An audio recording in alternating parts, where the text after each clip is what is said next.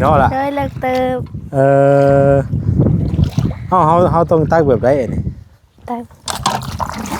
อ๋อเอาแบบนี้เลยโดยน้องก็ได้เอากูไว้ตักเอาอีกอ๋อเฮ็ดแบบนี้เนาะโดยปุ่มลงไปแล้วก็เอากระบวยตักใช่บาดดิ โดยมันบ่เต็มขู่ดี อันบ่เต็มกูก็ได้เอากระบวยตักใช่อีกคือเอาเอ้ยโดยก็สิเต็มเลยนี่เนาะฮดชั่วมือบ่พักโดยน้องฮดคู่มืออืมฮดทุกมื้อเนาะโอ้ไหวอยู่บ่นี่น้องไว้อยู่อยู่นาบ่โดยบ่มีเฮือนบ่โดยว่าอีกแบบหนึ่งก็ว่าเป็นเพื่อนน้องซะเนาะอ๋อว่าแล้วก็เป็นทั้งเฮือนทั้งนาอยู่หมู่เดียวกันเลยโดยทางน้องเพิ่นว่าสิพามาเบิ่งเนาะ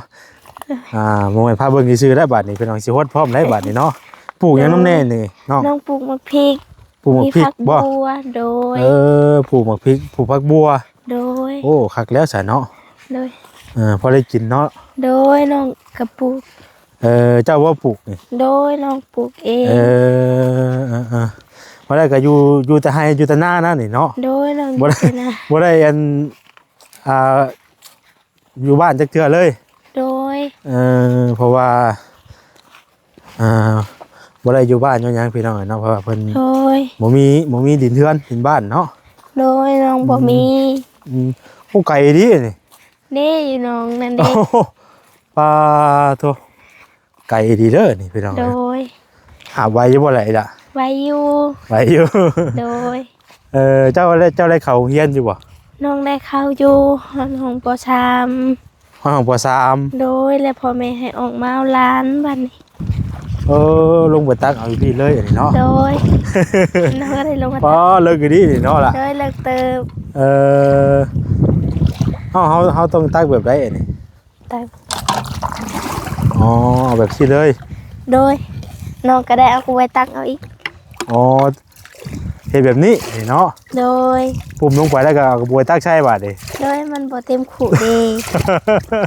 อันบ่เต็มกูก็ได้เอากระบวยตักใช่อีกคือเอาเอ้ยโดยก็สิเต็มเลยนี่เนาะฮดชั่วมือบ่พักโดยน้องฮดคู่มือเต็มนี่เนาะโอ้ไหวอยู่บ่นี่น้องไว้อยู่อันนี้เพิ่นบ่ได้เอิ้นมาอันนี้เพิ่นบ่ได้เอิ้นมาคู่ได้ดินะไหวไปคาดสิบ่ฮักบ่ล่ะดอกบ่ฮักข่าวซื่อๆเนาะโดยตัวโอ้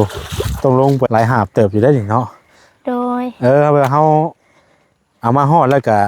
ใส่เป็นโอเอาบ่อยล่ะโดยใส่เป็นโอฮดใส่ตักเป็นกระบวยแล้วนี่พี่น้องเอ้ยเนาะโดย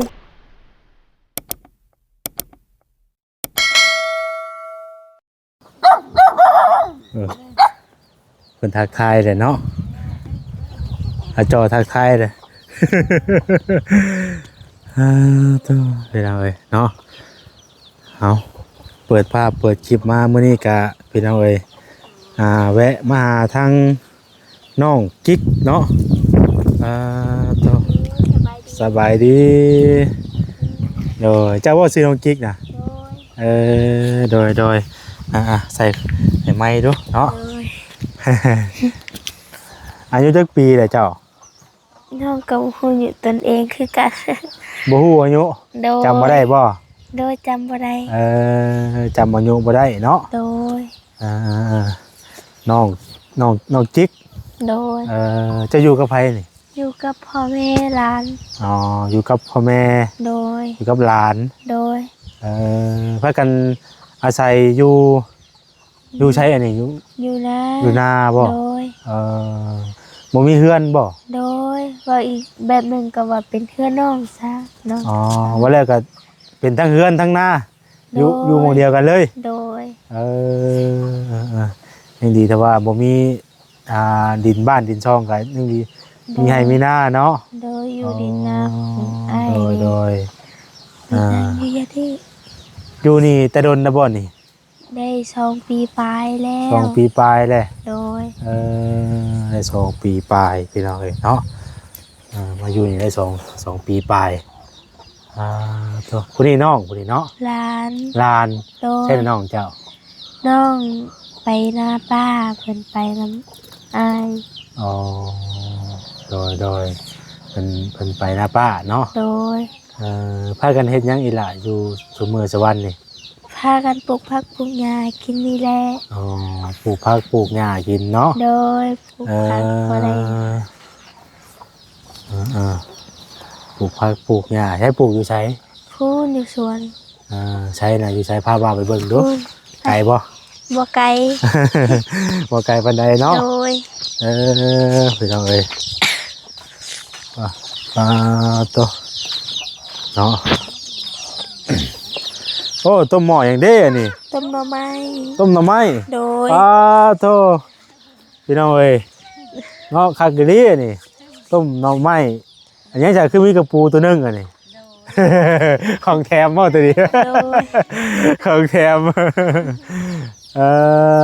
โดยนี่ว่าแม่เจ้าไหนล่ะ โดย โอ้สบายดีเด้อแม่เด้อโอ้สบายดีนุ่มมือสบายดีโดย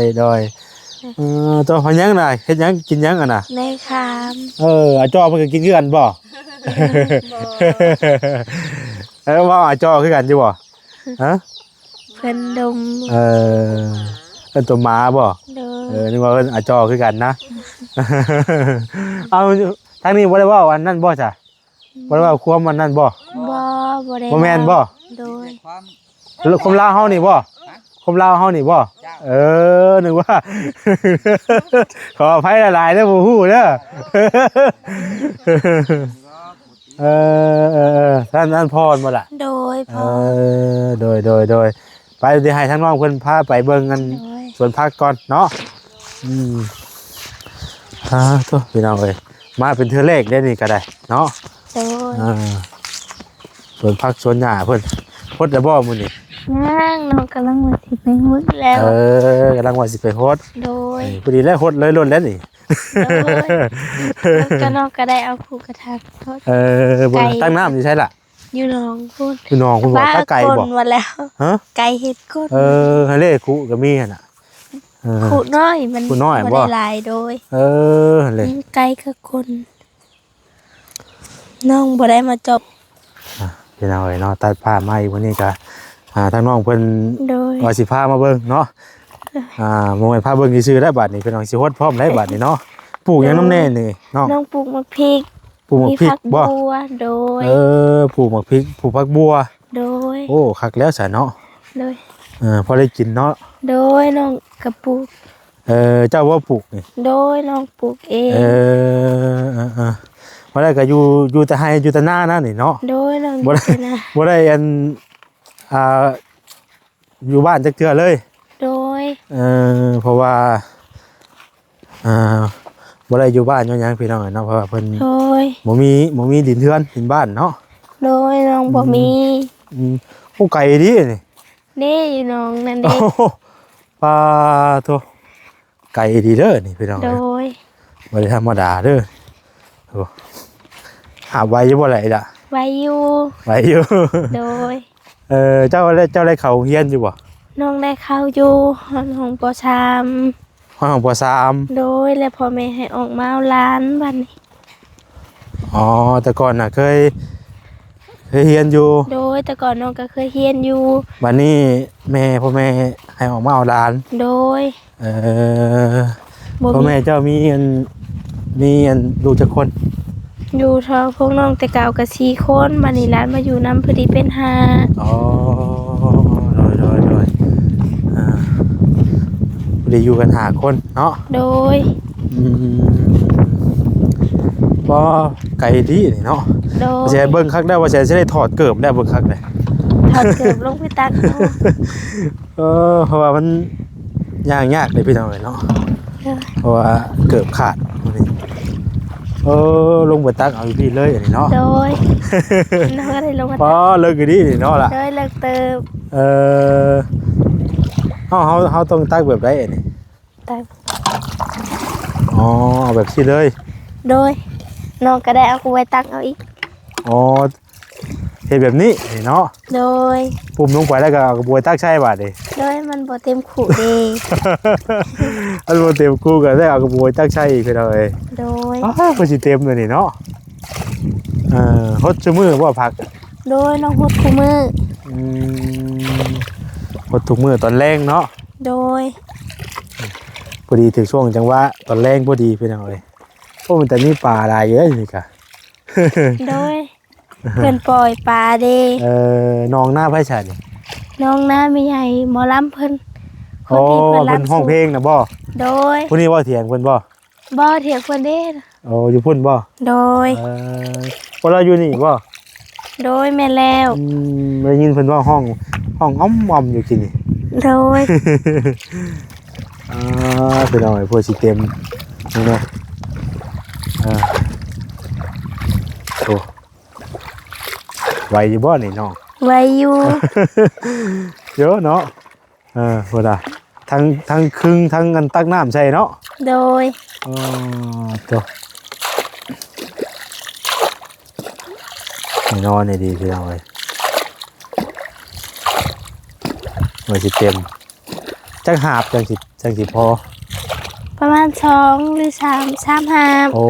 3หาบ โดย 3หาบกระทังได้พี่น้องเลยเนาะโมนว่าคู่ได้อันนี้เพิ่นบ่ได้เอิ้นว่าอันนี้เพิ่นบ่ได้เอิ้นว่าคู่ได้ดินะ ไปคาดสิบ่ฮักบ่ได้ดอก บ่ฮัก ข่าวซื่อๆเนาะ โดย ตัวโอ้ต้องลงไปตักบักเลิกพี่น้องเอ้ยเบิ่งถอดเกิบก่อนมาแชร์กันอะไรพวกแน่เกิบก็ขาดเพราะเกิบมันน่ะโอ้ โด ย ย เกิบก็ขาดพี่น้องเอ้ย ถอดเกิบก้อนไปดิโอ้ยนี่เนาะขออนุญาตได้พี่น้องเอ้ยเกิบก็ขาดเกิบก็แชร์จะได้เคยเอากาวจอดไว้แล้วล่ะแต่ว่ามันบ่อยู่เนาะยืนถอดเกิบตามน้องเพิ่นไปเลยโอ้โธ่บาดเสียแล้วไม่ค้านกับพ่อแล้วอีกนี่ โดย เนาะ น้องขออนุญาตไอก่อนเด้อ โดยบ่เป็นหยังล่ะ เพราะว่าช่วงนี้กับ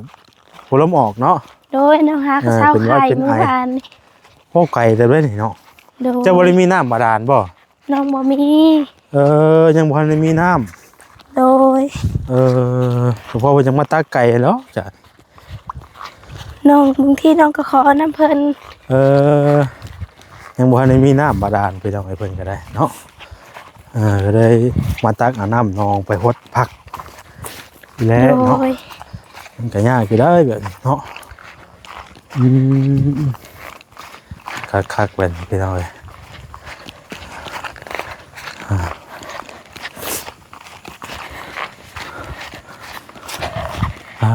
ตัวผู้นั่นหาพื้นมาเลยพวกไปเอาเลยดูกูกลัวไปจะไปหาพื้นมาน่ะล่ะ เขาน้องปีดน้องช้าง อยู่น้ำเดียวกันว่ากับเจ้านี่นะ บ่คนละเทียง อยู่คนละเทียง โดย ว่าแบบชั้นบ่แต่ละมือนะ โดย โอ้ยทักแม่ดีโลนี่เนาะ โดย หรือว่าทนนี่ดิเนาะด้วยการหาบเลย โดย มันลื่นเนี่ยเนาะ โดยเคยแล้ว มันลื่นหาบเลยพี่น้องเลยโอ้เอ้าเลย จะมาเปิดประตูให้ระบาดดิ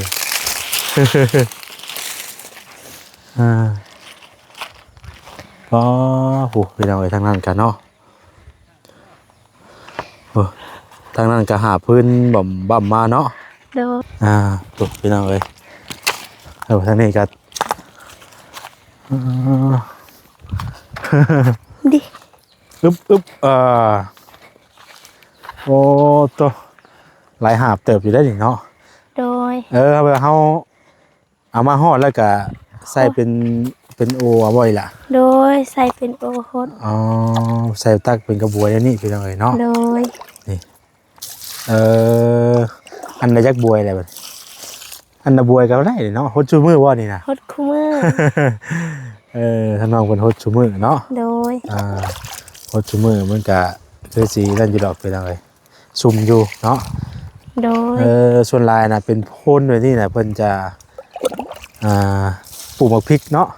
โดยขุด เหมาะที่สุดคือปลูกหมกพริกพี่น้องเลย เอออาจจะพออยู่เพราะว่ายังชุ่มๆอยู่เลยว่าเบิ่งนี่เนาะ โดย นะ ยังชุ่มๆนะ โดย เอออันนี้ครับปลูกเป็นเบี้ยป่ะเนาะ โดยปลูกให้เบี้ยเพิ่นใหญ่ก่อนต้อง ปลูก กล้าไว้ เออแล้วเฮากล้าเบี้ยไว้แล้วก็เฮาก็ปลูกเป็นเบี้ยอ่ะเนาะ โดย เอ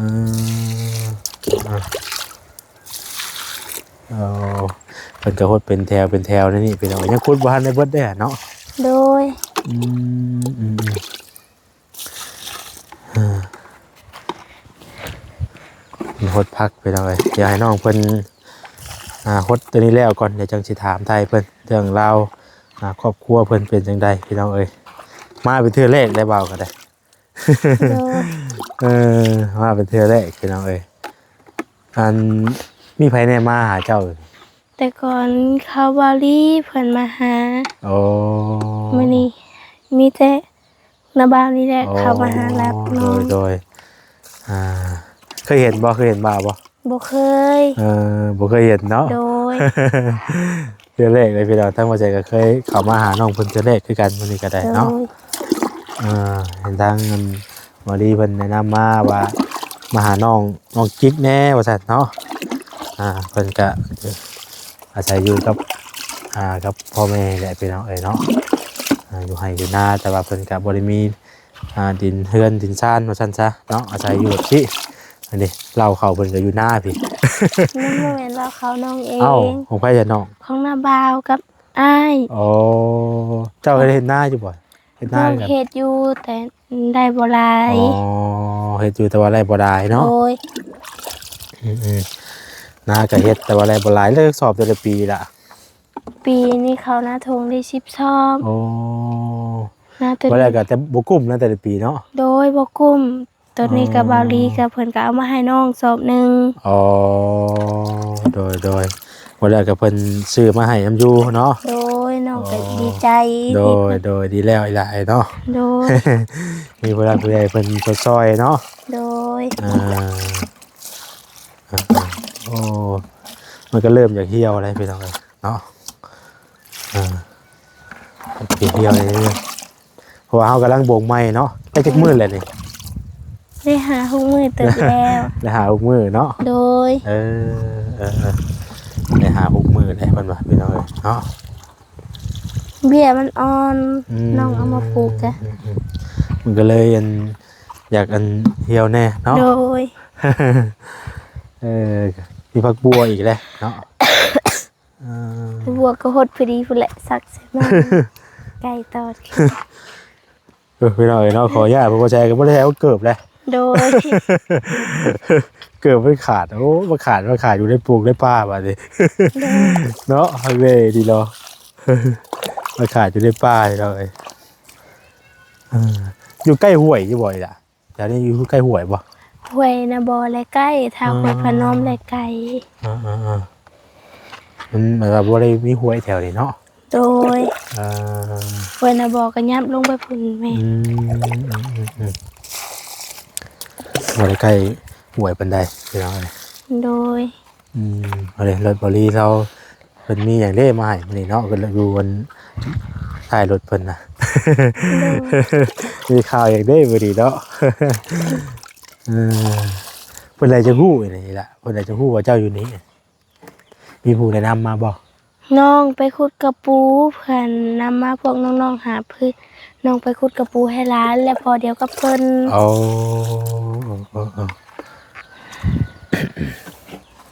ทางน้องเพิ่นก็อยู่นำพ่อนำแม่ซอยเวียกซอยงานแม่นะบ่ได้แต่ละมื้อเนาะ โดย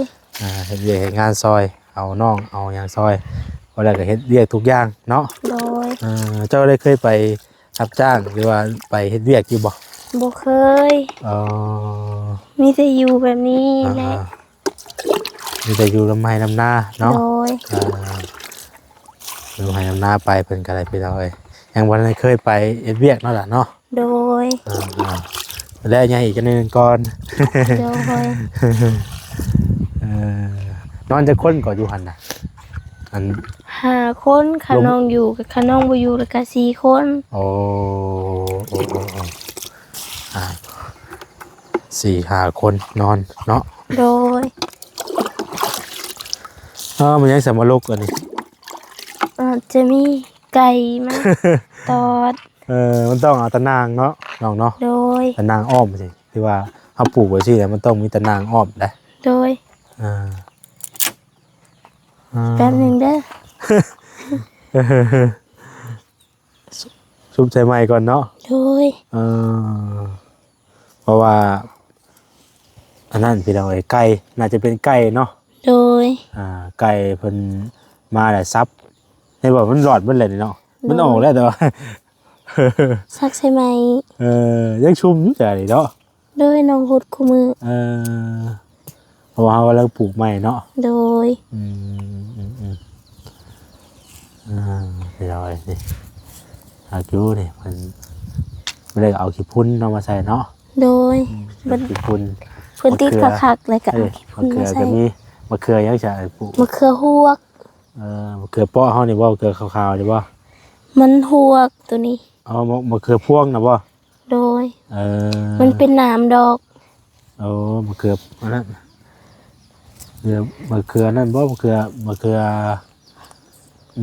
อย่างนะเอ้ยเขือเปาะบ่ไม่แม่น บ่แม่น แข้งบ่มะแข้งกับบ่แม่นบ่ล่ะ บ่แม่นแปลว่าเขาเอิ้นมะเขือฮวก มะเขือมันเป็นคนนะบ่ บ่แม่นเป็นคนได้ในมันฮวก กินแล้วมันฮวกนะ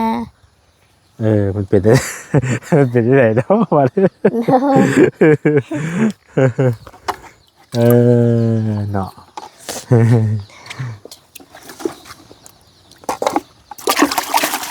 เด้อเขาไปยัง ให้ทราบประกาศเราด้วยตัวนี้เนาะ โดย แต่ว่าทั้งน้องคนดุเลยพี่น้องเนาะโอ้จ้าเฮ็ดเลี้ยงงานซอยพอซอยแม่คือขนาดก็เลี้ยงเป็ดเลี้ยงไก่ว้าโธ่เนาะ โดย เลี้ยงไก่เลี้ยงอยู่แบบบ้านๆในชีวิตพอเพียงพี่น้องเนาะบาทนี่ต่อเอาพ่อก่อนนี่ละบาทนี่เนาะนั่งก่อนว่าสิถามไทยเจ้าก่อนเขานึงตัวถือว่าแล้วเลยแถวนั้นเนาะ โดยยังนานพัก โดย มันพักก็เอามาอีกหาบหนึ่งก็พอ โดยไปเลยตัวมาหาน้องคนรอบนี้แบบ เกือบก็ขาด โดย ทั้งน้องกิ๊กเนาะ โดย ใส่อยู่กับพ่อกับแม่พี่น้องเอ้ย โดย ขาดแคลน เอาดูยานไอ ไอก่อน โดย เอาไอก่อนก็ได้เนาะ โดย ว่าก็เป็นหวัดได้ช่วงนี้อากาศหนาวมันโดยอากาศเปลี่ยนพี่น้องเอ้ยเนาะเป็นหวัดเป็นไอ โดย มันก็ได้แทะกล่องก่อนโอเคพี่น้องเอ้ยคุยกับน้องเพิ่นอยู่สวนพักสวนยางนี่แหละพี่น้องเอ้ย โดย มาแต่หาน้องกันนั่นกินนี่ น้องอีบอ น้องอี โดย น้องอย่างง่าสิวะนะ น้องอีน้องอูน้องเฮย หลายคนกันเนาะ โดย ลักๆอีในครอบครัวเจ้านี่ขาดแคลนอย่างอีละ ขาเรือนซานรถแถวนั้นมานี่แหละ อ๋อไว้ว่าเป็นเรื่องเฮือนเนาะ โด อัน ย นี้นะคือปุ๊กตะลนนะบ่อนนี่ ตัวใด อันหมองเจ้าอยู่ตอนนี้นะ โดยดินของเพิ่น อยู่ดินของเพิ่นเนาะ โดย เอาวันเป็นอาศัยอยู่ในเพิ่นบ่ตอนนี้นะ โดยอาศัยอยู่น้ำเพิ่นน้องกะ แบบอาศัยอยู่ในเพิ่นเนาะ โดย มาอาศัยอยู่ในเพิ่นแต่ว่าดินดอนของตัวเองยังบ่ทันได้มีบ่ ยังบ่มี เป็นของไผจ้ะนี่นะ ตัวนี้บ่เป็นดินของอ้ายลูกป้า เป็นดินของอ้ายลูกป้าเนาะ โดย แต่เฉพาะทั้งพ่อแม่เจ้าน่ะเพิ่นบ่ได้มีดิน มีก็มีแต่หน้าทงทิมหาไห้นั่น แต่ว่าบ่ได้ไปอยู่พุ่นเนาะ โดย โดยแต่ว่าเรื่องขาดเกินเนี่ยก็เป็นเรื่องเขาเรื่องน้ำเนาะ โด ผมอยู่ ย หมองเศร้าพี่น้อยบ่มี โดยแม่ อยู่ แล้ เพิ่น ว เนาะเอาซาพี่น้อยกับประมาณนี้เนาะครอบครัวของทางน้องกิ๊กเนาะ โดย ครอบครัวซามันกับประมาณนี้พี่น้อยครับที่ว่าเป็นอยู่กับโอ้จักทำมาหากินอยู่พี่น้อยเนาะ โดย เป็นครอบครัวเพิ่นก็ตัวนั่นอยู่ แล้วก็